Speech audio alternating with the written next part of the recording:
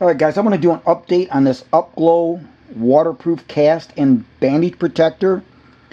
I'll put a link to my original video that I did showing whether or not it was waterproof.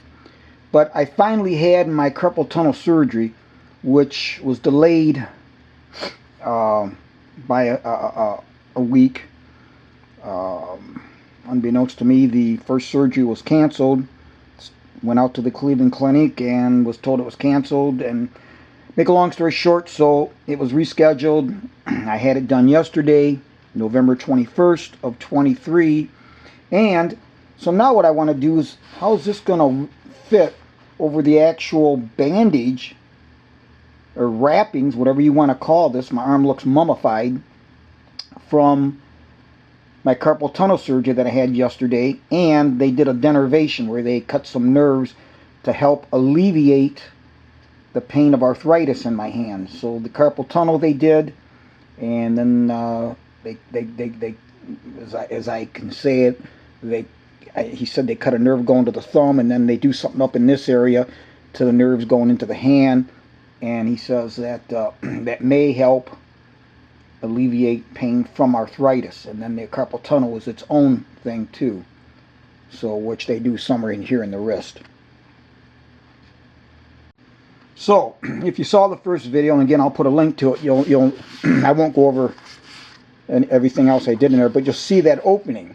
Now that easily fit my hand and arm without any bandage, but as you can see, there's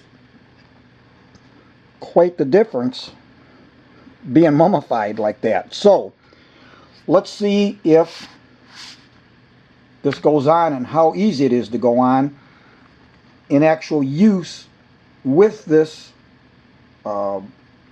cast, whether it's a cast or your bandage protector. I would damn near call this a cast. You know, I don't know if casts are a little bit bigger, but they've actually got something hard in here, a board or whatever they use to help to minimize motion of your wrist. And so this is pretty thick, quite a bit there. All right, so we're going to put this on. Obviously, here's the thumb area. It's like a mitten. So we're going to want to put it on like this. This is some kind of a stretchy silicone, whatever they call it. So let's go ahead and put this on. Let me get my...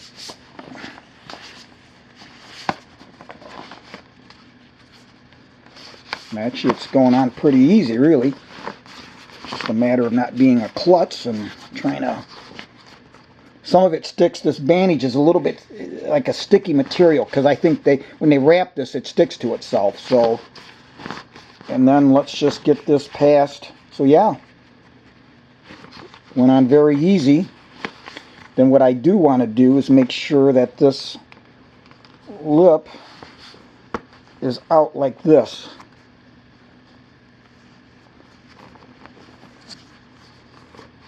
Yeah, there you go. And my thumb isn't going to go in, but this is good because my thumb's not going to go in there. I don't know if that's going to focus now because of the, let me see here. It's not going to focus good, is it? Let me see here if it'll focus. Yeah. Okay, there we got it in focus. What happened is I was getting real close to the camera, and then you've got this diffusion material, so it doesn't focus good.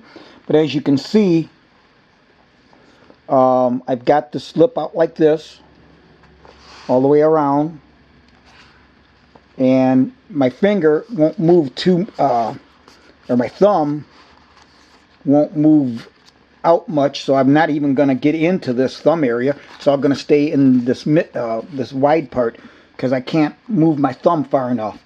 But still, it went on very good. And as you can see in the first video, you'll see what the effectiveness was to keep it dry. So now I'll carry this with me. If it's going to rain and I go to a store or anything, I can easily put this on to keep that bandage dry, because you cannot get that wet. It must stay dry. And the doctor said if it gets wet, you got to have it redone. So paramount that you don't get that wet. So this worked out very well. Alright, so what goes on must come off.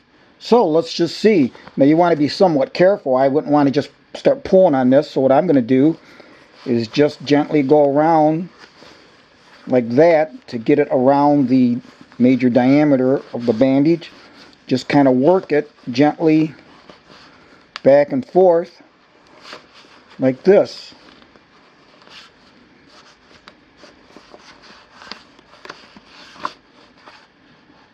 So there you have it, guys. It's a winner. It works.